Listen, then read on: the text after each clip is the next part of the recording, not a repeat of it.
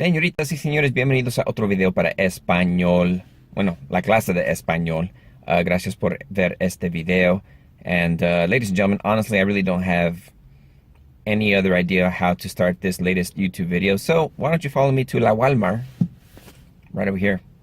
Yo voy a ir a la Walmart porque tengo que comprar una luz nueva para mi garaje. Yeah, so there's a light in the garage that went out. So Mrs. Barbosa wants me to replace it, so off to la Walmart I go. Pero un momento, por favor, tengo hambre. ¿Debo de comer hamburguesas de In-N-Out? No creo. Yeah, you know, In-N-Out, God bless them, but I will not wait in that line to get that food. I don't know. Maybe it's because I'm old, and maybe it's because I don't have as many years left as you guys do. So please enjoy waiting in the drive-thru for about 2 hours. Normally I would not patronize a business like Walmart. I would rather find a mom and pop store, you know, somewhere small. Not because I'm a hipster or anything like that, although that is true. I used to be a hipster. I was kind of a big deal, you know, a minor celebrity around town. But a place like Walmart, I mean, you know, it's a big box store, and man, they have everything that you can think of, and they have it for cheap. So, and it's the only place that I could find the part that I'm looking for. So, let's go take a look. Okay, pero primero, let me see if I can find myself a t-shirt. All right, un lobo solitario, lone wolf, reminds me of me. Orale, what's happening? What's happening con este t-shirt right over here? What's happening? Orale. Guys, tengo un problema, you know. The only problem with buying a shirt like this is that too many chicas will fall in love with me. Ahora vamos a buscar unos zapatos. Yes, señoritas y señores, I have found my next pair of shoes. You see these holes right over here? They are specially made so that when you wear them, that's where your dignity exits your body. I really like these. I think these go best with socks. Yeah, no te hagas güey. That's Spanish for stop screwing around. Okay, let's go look for the light. Wow, Walmart. What the heck happened? ¿Dónde están las luces? Major husband fail. Well, señoritas y señores, mission not accomplished. We are not going to get a new light in our garage. At least not tonight. Pero gracias por acompañarme. Gracias por ir conmigo a la Walmart para buscar una luz. But we're going to have to find it somewhere else. Let's watch the video. Back in the day when I was young, I'm not a kid anymore, but sometimes I sit and wish I was a kid again.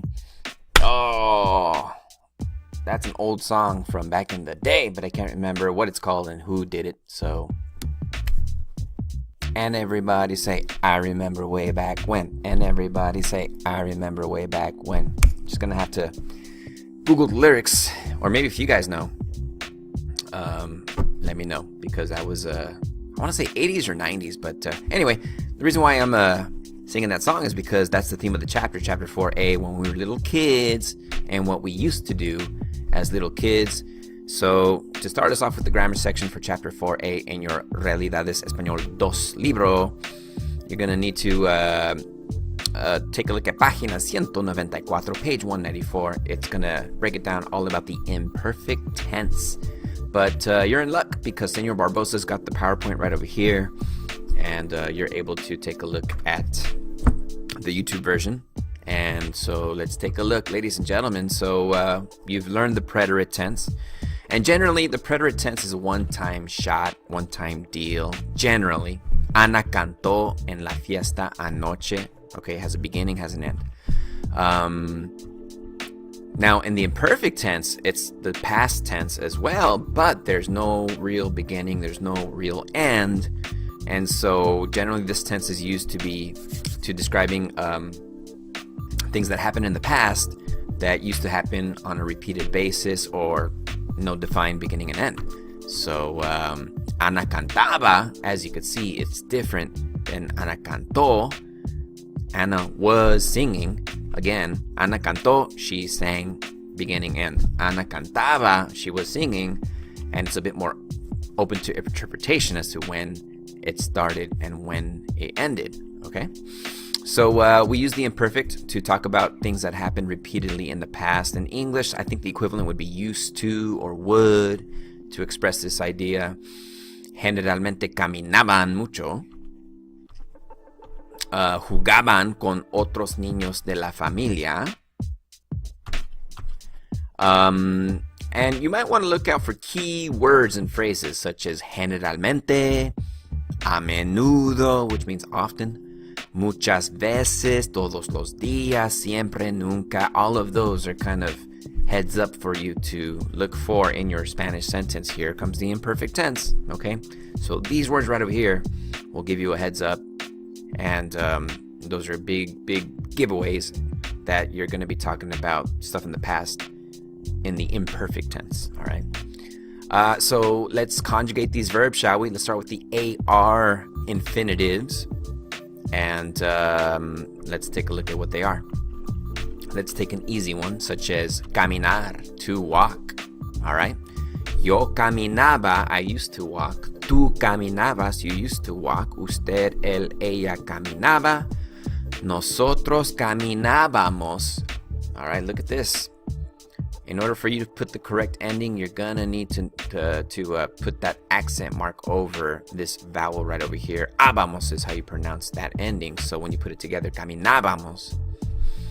In Spain, they would say vosotros caminabéis, but it's not very used very often around here. And then ustedes or ellos or ellas caminaban. So caminaba, caminabas, caminaba, caminábamos, caminaban is a good example for AR ending infinitives. Regular AR ending infinitives. Since the yo and the usted and the él and the ella forms are the same, yeah, look at this. Caminaba for this conjugation, but also caminaba for this conjugation, all right? So they are the same. So in that case, we often use the subject pronoun to avoid confusion, okay? So it's a good idea to say yo caminaba, and that way people don't think it's él caminaba or ella or usted who's doing the action. It's yo. And then on the flip side of that, if you're talking about she walks or she used to walk, good idea to throw in the ella with caminaba so that the person listening to you doesn't think that it's you doing the action or usted or él. See what I'm saying? So let's do a few more verbs. Let's take a look at patinar, to skate, because again, that's an activity that people did when they were kids. Maybe some of you guys still do it today.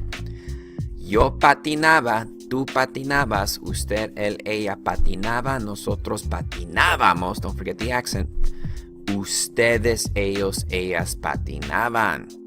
Fácil, ¿verdad? Again, these are dead easy because all you have to do is take out the AR, ER, or IR, in this case the AR, and then just like Lego blocks put in brand new pieces. Usar, yo usaba la computadora, tú usabas la computadora, usted, él, ella usaba, nosotros usábamos, ustedes or ellos or ellas usaban, all right? Jugar, yo jugaba, tú jugabas, usted, él, ella jugaba, nosotros jugábamos, ustedes, ellos, ellas jugaban. Okay, ladies and gentlemen, so we got the AR ending infinitives taken care of, but now let's turn our attention to the ER ending infinitives and IR infinitives and see what we have to do with those. So these, as you can see, ladies and gentlemen, now we're not ending them with aba or abas or abamos or any of that. Now it's ia and ias and iamos. So take a verb like comer, to eat, ER ending infinitive, take out the ER, brand new endings. Yo comía, I used to eat. Tú comías, you used to eat. Usted, él, ella comía. Nosotros comíamos. Ustedes, ellos, ellas comían. All right. Vivir, to live. Yo vivía. tú vivías, usted, él, ella vivía, nosotros vivíamos, ustedes, ellos, ellas vivían. So notice that vivir is an IR ending infinitive, and ER ending infinitives and IR ending infinitives share the same endings. That's pretty cool, right? Because that way it kind of saves you a little bit of work from memorizing brand new endings for a brand new, like a certain type of infinitive. So what I'm trying to say is this, and you got to forgive me because it's a little late in the day. Estoy cansado.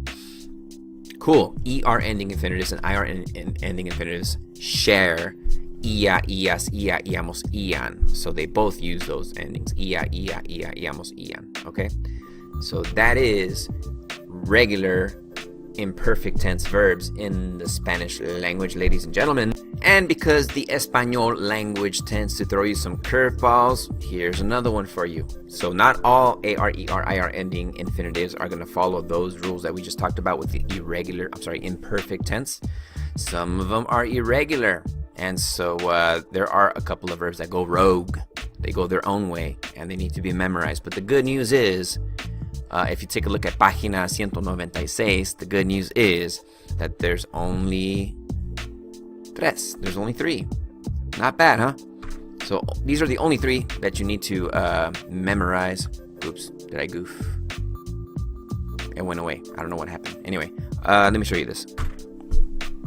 So, señoritas y señores, ir, ser, ver. That's it.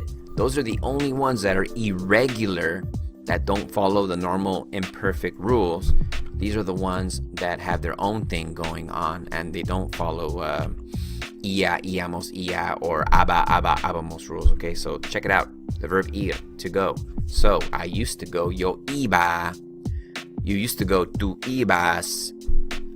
Usted, él, ella iba, nosotros íbamos. Don't forget the accent over the first vowel. Ustedes, ellos, ellas iban. Okay, so iba, ibas, iba, íbamos, iban. The verb ser, also irregular. Please memorize this. Yo era, so as in cuando yo era joven, when I was young. Tú eras, usted, él, ella era, nosotros éramos, acento sobre la E. Ustedes, ellos, ellas eran. That's the verb ser, okay? Doesn't look anything like the original. That's why it's irregular. The verb ver. Yo veía, I used to watch. Tú veías, you used to watch, or you used to see. Something to that effect. Usted, él, ella veía. Nosotros veíamos, ustedes, ellos, ellas veían. All right, so watch out for this one right here, because all of the conjugations have an accent over the letter I, la I. Okay, so tengan cuidado, por favor. All right, let's see. Oh, these are some other ones. Okay, here we go. Iba, ibas, iba, íbamos, and iban for the verb ir. Era, eras, era, éramos, and eran for the verb ser. Finally, veía, veías, veía, veíamos, and veían for the verb ver. Those are your three irregular imperfect tense verbos. All right, ladies and gentlemen. Let's turn our attention to indirect object pronouns, IOPs, and that's on página 199. You're going to treat these almost the same as DOPs, direct object pronouns, which you already covered. And if you're kind of fuzzy on DOPs, direct object pronouns in Spanish, then go back a couple of videos. Or just search YouTube, you know. I mean, I'm hardly the only Español teacher on the planet, so if it's important to you, you'll catch up with us and refresh your memory about direct object pronouns and how they work in Español. So indirect object pronouns, you almost treat these the same way, but let me show you more or less what they're all about. Indirect object pronouns, ladies and gentlemen, what you got to do with these, you got to kind of think to yourself, Okay, to who or for who are these actions? All right, so for example, if I said I bought that skirt for her, I gave those shoes to him. Let's break down this sentence. What is the subject? What is the verb? What is the direct object? And now, what is the indirect object? All right, so taking our first example, I am the subject. The action, the verb, I bought. And then what did I buy? I bought that skirt. That's the direct object. And who did I buy it for? I bought it for her. All right, that's my indirect object. All right. I gave those shoes to him. All right, as you can see, I am the subject. I gave, that's my action. What did I give him? Those shoes, that's my direct object. And who did I buy them for? I bought them for him. That's my IO, my indirect object, okay? My IO. And so essentially the function of indirect object pronouns, you're gonna have to keep in mind to whom the action is being done, to whom or for whom, all right? So essentially, to you, for me, for him, to us, for us. That's more or less what we're trying to go for with these indirect object pronouns. So very similar to DOPs, but you know, we're kind of trying to specify to who or for who. Okay. So in English, this is what we would say if we were performing actions to or for myself, you, him, her, it, for us, or for them. Okay. So it's the same approach with indirect object pronouns, and as I said earlier, these are very similar to DOPs, but check it out. Me, which is exactly the same as direct object pronoun me, okay, and te, okay, that doesn't change, that's also still the same. But then when you get to the usted, él, ella, or if you get to the third person part, look at this. Le, not lo, and not la, because you would use lo and la if it was a direct object. But again, the question that we're asking when we're using these, to who or for who, or to whom or for whom. So le, all right, and it could be for him, it could be for her, it could be for you formal, it could be for it. Nos, okay, that looks familiar because again, that's the same exact pronoun that we use for DOPs. In Spain, they would use os, but we don't deal with that in the Americas. And then right over here, once again, we instead of having los or las, now we have a different word. We have les to indicate that something's going on to or for them, to or for you guys. So here are your IOPs, almost similar to DOPs, but I'll show you in a moment what the fundamental differences are, you know, how to use them in a moment, okay? So me, te, le, nos, and les are your indirect object pronouns, okay? And actually, you do use them the same as you do DOPs. You can still put indirect object pronouns before a conjugated verb, okay? So what do you call it? And then also you can put them at the end of an ARERIR ending infinitive, attach them at the end like a Lego block, okay? So just like DOPs. So check out these examples. Le va a dar el libro a Elena. Okay, so we're talking about him or her giving a book to Elena. The action is being performed to or for Elena. And we use the IOP le to say that's for her, okay? But notice the a Elena part, okay? And in fact, just use the power of your imaginación, use the power of your imagination. If you already know you're talking about Elena, you can just say, le va a dar el libro. And somebody's going to give a book to Elena. So we represent her as the IOP with the IOP le. All right. My life. Now I have to wave my arms like a lunatic. And that's why I have lamps all around the room. Because these people who maintain these lights don't understand that I'm working here.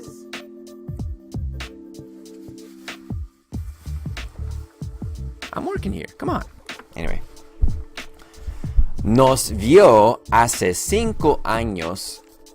¿Años? Nos vio hace 5 días a nosotros.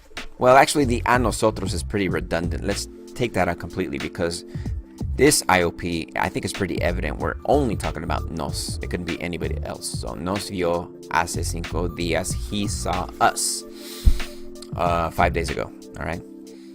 So that's how you. Okay. So yeah. Notice the IOP placement right in front of the conjugated verb, right over here. Okay. Va is your conjugated verb. Vio is your conjugated verb. And now, let's see. Oh, no. Here's some more examples of these IOPs in front of conjugated verbs. A él le gustan los libros. Are the books pleasing to him? All right, so that's more or less the literal translation of this sentence right over here. Once again, gustan is the verb, but then le, all right, in front of it. Sí, le interesan mucho. Yes. They are interesting to him a lot. Okay, so again, in front of the conjugated verb. Okay, so now you can see